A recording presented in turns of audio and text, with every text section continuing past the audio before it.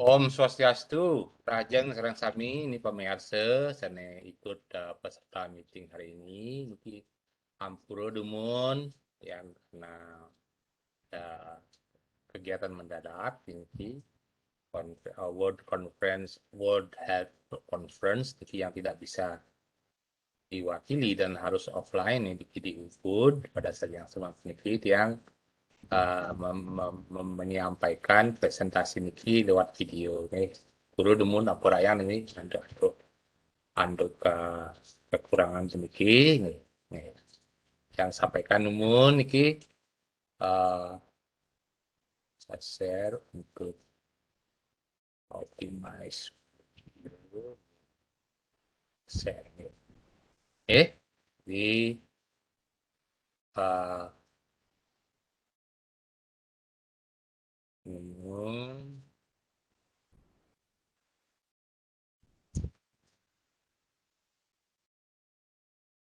Niki yang dalam presentasi Niki ya, yang kasih judul sebagai cerdas dalam pencegahan COVID-19. Ini virus COVID-19 ini masih di sekitar kita sedang zaman masih ada, tapi Niki yang sampaikan data dari Bali pun Niki data aktual dari Bali ya, dan juga dari Indonesia ya yang terima dari BNPB Bali. Jadi, bahwa kita harus bersyukur puniki di gelombang Omikron ini relatif ringan. Omikron nampaknya sudah terbukti menyebabkan penyakit yang tidak begitu fatal, jadi kurang ganas dibandingkan dengan Delta maupun virus yang sebelumnya. Dan kita syukuri juga puniki, jadi krisis COVID-19 yang sebut krisis nih. Krisis COVID-19 berlalu di Indonesia, terutama di Bali. Nah, kenapa dia di Bali, puniki? Di gambarnya yang nun show ya. Jadi ini angka tren ini yang menggambarkan tren puniki yang di Bali memiliki bangkit sudah sangat rendah kembali ke 2 digit jadi 80-an 90 kasus per hari dan jumlah kematian juga niki sampun mengalami penurunan ya. Jadi kita harus bersyukur puniki. Nah, kemudian di Indonesia juga sama, niki kasusnya memang sudah mulai stabil menurun, tapi hanya saja niki kematian masih relatif standar tinggi, jadi kurang lebih 200 sampai 300 orang masih meninggal dunia di Indonesia karena COVID-19 per hari niki. Jadi yang nanti disampaikan, jadi niki adalah fakta, niki patut kita syukuri dan juga niki tuah juga penuburahan itu yang kawi dengan iklim yang kita miliki uh, panas dan lembab. Prediksi kita dumun Omikron di luar negeri pun itu mencapai puncaknya itu sampai 4 sampai 5 kali puncak Delta. Di Indonesia puncak Delta dumun sampai 50.000 sehingga kalau prediksi jika dipakai kasus per hari bisa sampai 200.000. Tidak sampai demikian. 5 kali di Bali juga demikian. Kasus puncak zaman Delta ini hanya sekitar 1.500. Jadi kalau kita pakai 4 kali 1.500 maka Omikron ini harusnya Niko mencapai uh, sampai 6.000 sampai 7.000 orang per hari. Tungkara ya bahwa itu tidak terjadi. Ya. Ini kenapanya. Jadi sekali lagi peneliti secara ilmiah, ilmu virologi peneliti kasus krisis COVID-19 sudah berlalu di Bali terutama dan juga termasuk di Indonesia. Mudah-mudahan penurunan kasus orang yang meninggal dunia karena COVID juga akan segera setelah hari-hari berikut ini akan menurun dengan drastis di Indonesia. Oke, kita syukuri dulu. Nah, bagaimana Sane Lampu Sering Bali ini kita yang mempunyai data yang sangat komplit dari 1 Januari 2022 yang mempunyai data bahwa mereka yang meninggal dunia itu adalah cenderung mereka yang sudah berusia sepuh niki, lansia, jadi yang terutama sekali di atas 50 tahun, jadi ini resikonya 60 tahun, 70, jadi 60 70 tahun yang paling di atas 60 tahun yang paling banyak. Memang juga ada yang 50 tahun dan 45 tahun, 4 tahun juga ada. Meskipun ada jumlah ya, dalam satu digit 5 orang balita itu juga ada yang meninggal dunia karena komplikasi dengan yang lain.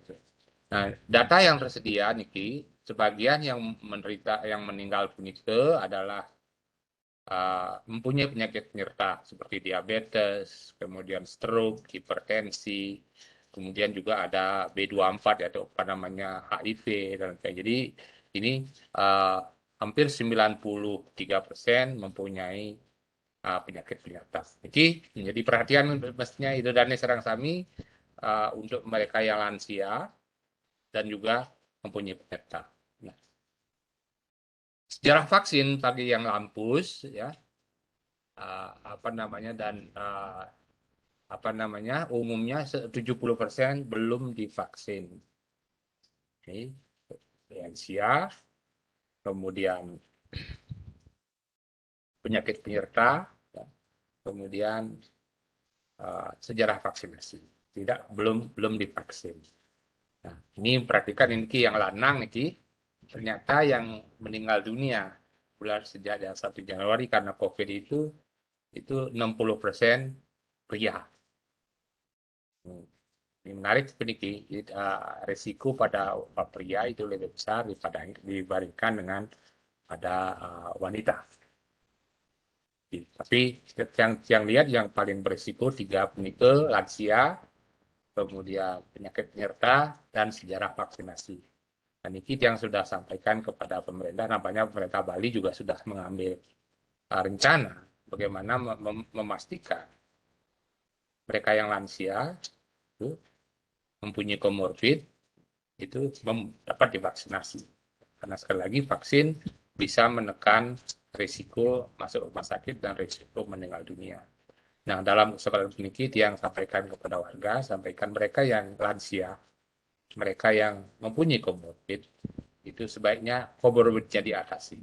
Segera rajin-rajin berobat nih, penyakit jantung atasi penyakit jantungnya, diabetes, pergi ke dokter untuk menangani diabetesnya, sehingga bisa diperoleh vaksinasi dan kalaupun sudah divaksin tetap agar kondisinya tetap sehat ya.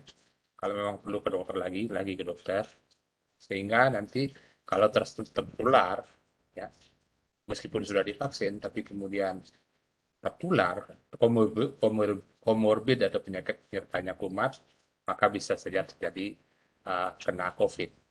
Oke. Nah, Niki bagaimana dengan banyak pakai varian yang sekarang muncul Niki hanya yang rangkum Niki beda varian Omicron dengan Delta yang dulu sangat ganas itu dari perubahan memang virusnya berubah Niki mutasi namanya tetapi perubahan ini yang sudah lihat dan kemudian bukti yang terakhir sudah membuktikan bahwa Omicron ternyata lebih jinak. Dia menyerang penyerap pernapasan bagian atas, ya, sehingga risiko sesak napas menurun. Tapi perhatikan bahwa virus Delta pun masih ada. Jadi kalau kita kena COVID, kalau Omicron aman, tapi kalau kena Delta, mungkin Delta nih yang lebih fatal. Kemudian juga berbeda, jadi mutasi pun itu menunjukkan bahwa kemungkinan dia mungkin lebih ganas, kemungkinan tidak lebih ganas. Tetapi data mutakhir sampai dari seluruh dunia menunjukkan bahwa virus Omicron relatif kurang ganas. Seperti sekali lagi ini Pak Ican itu yang kawi, ya, di alam ini sudah bisa mengakhiri COVID pandemi puniki persis terjadi 100 tahun yang lalu. 100 tahun yang lalu pandemi flu Spanyol pun itu berakhir karena salah satu adalah virusnya menjadi kurang ganas. Nah, dan lagi ini terjadi lagi dalam. Nah, kemudian bagaimana dengan vaksin dari data yang analisis puniki, vaksin semestinya efektif. Jangan khawatir, kita perlu vaksin baru, tidak ya. Kita sudah dengan 2 vaksinasi lengkap, itu pastinya sudah cukup, tidak membuat kita berisiko masuk rumah sakit atau berisiko meninggal dunia. Oke, mestinya sama betul. Kecuali niki, minta disclaimer, kecuali adalah muncul varian baru yang lebih ganas. Oke, itu. Nah, sekali lagi niki kita sambung sami belajar bahwa pandemi yang sedang kita hadapi ini mudah-mudahan bagi tiang dari krisis sudah berlalu. Tiang tidak mengatakan pandemi berlalu, itu terlalu politis begitu. Minamne gegane pemerintah pusat begitu untuk mengatakan bahwa pandemi berakhir dan sebagainya ya. Jadi kita sudah belajar bahwa pandemi puniki adalah ancaman pada kesehatan, sistem sosial, budaya dan keamanan. Ini kita pelajari dan ini barangkali adalah untuk pertama kalinya pandemi dicatat dengan sangat baik oleh masyarakat internasional, sehingga kemudian kita belajar dengan sangat baik mestinya bagaimana mengatasi kalau seandainya pandemi kembali terjadi. Oke. Yang ingatkan kembali. Oke. Last pandemic with this deadly killing power happened less than a century ago. Doctors had seen nothing like it before. First came a fever and cough. Then, within hours, patients developed a severe pneumonia as their lungs and other organs were eaten away by the virus. Entire families were wiped out in days. In many places, daily life came to a halt. Public services were shut. Food became scarce. By the time it was all over, the global death toll exceeded 50 million people. This was in World War I? No, this was pandemic 2019. Oke. Jadi niki, sekali lagi pandemi punika tidak hanya masalah kesehatan, rumah sakit, kemudian dokter, meninggal dunia, kemudian sawo perdeke, tapi juga masalah sosial, masalah budaya dan macam-macam. Jadi ini kita catat kalau memang terjadi nanti saya saran-saran ya, sehingga bisa kita melakukan apa-apa yang terbaik untuk mengatasi sehingga dampaknya tidak seburuk yang lain. Bagaimana penyebaran? Saya kira sudah jelas sekali bahwa menyebar dengan cepat dari droplet, ya, dari pernapasan, kemudian tidak memakai masker saat berinteraksi dengan orang lain, mengkontaminasi niki benda-benda, kemudian berkerumun, niki kerumunan, kemudian ada di ruangan tertutup dengan air condition, AC baik di ruang makan maupun di kendaraan umum pun niki, saya kira sangat jelas sekali. Kemudian, nah niki bagaimana kita apa namanya mengatasi itu? Kita mesti cerdas niki. Kita sudah belajar 2 tahun. Bagaimana mengatasi resiko kita sebagai sumber penularan untuk orang lain dan risiko kita tertular dari orang lain. Jadi ini yang perlu kita perhatikan. Jadi mari yang ini adalah cerdas melakukan prokes. Ya. Kita lakukan prokes bukan karena ada satgas, bukan karena ada polisi, karena ada hansip, karena ada pecalang, tidak. Kita melakukan prokes karena kita tahu betul kapan berisiko tinggi, kapan berisiko rendah. Risiko tinggi pun ke dalam kerumunan, kemudian di dalam ruang tertutup, kemudian dan berair condition. Jadi ini yang kita lakukan dengan memakai masker, mencuci tangan, dan menjaga jarak sedapat mungkin. Ya. Kalau misalnya kerumunan, kalau berkerumun sekali, ya kerumunan, jangan pergi ke tempat itu. Niki. Jadi kalau misalnya ada upacara adat, usahakan tempat terbuka.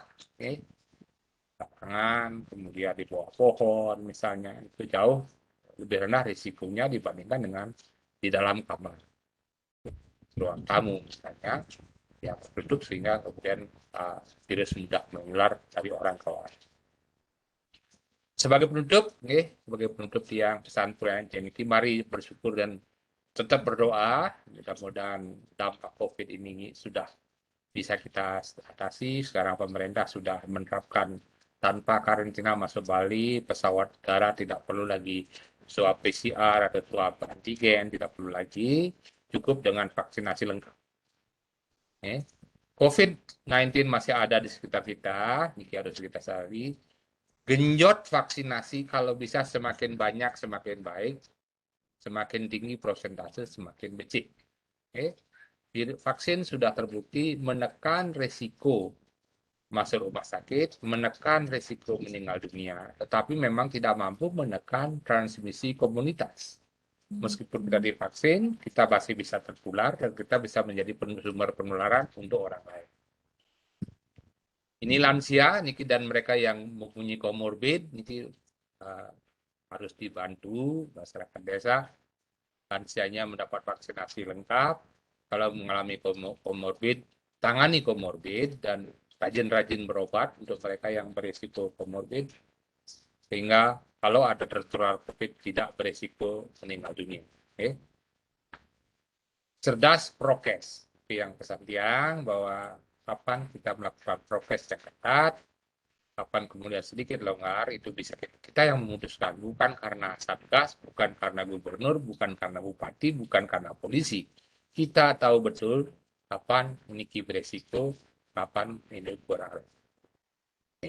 Sakra niki mantan pesan tiange, sekali lagi ampuro niki kan boleh mesunduk niki sarang kami, tidak bisa berpresentasi langsung, dan sekali lagi niki ngiring sarang kami apa namanya berdoa, kita harus bersyukur niki kage dengan apa namanya anugerah dan paican peswecan ide Tangkawi dampak pandemi sampun bisa berkurang, dan mudah-mudahan dalam waktu dekat pemerintah Indonesia sudah mendeklar sebagai tidak lagi pandemi. Krisis COVID-19 sampun berlalu. Demikian yang sinap untuk para Mas Santi. Om Santi Santi Santi. Om. Oke, itu di presentasi tiang mogi mau guna yang bisa dihubungi, tetap dihubungi secara personal, dan mogi serang sami rahayu dan selamat siang.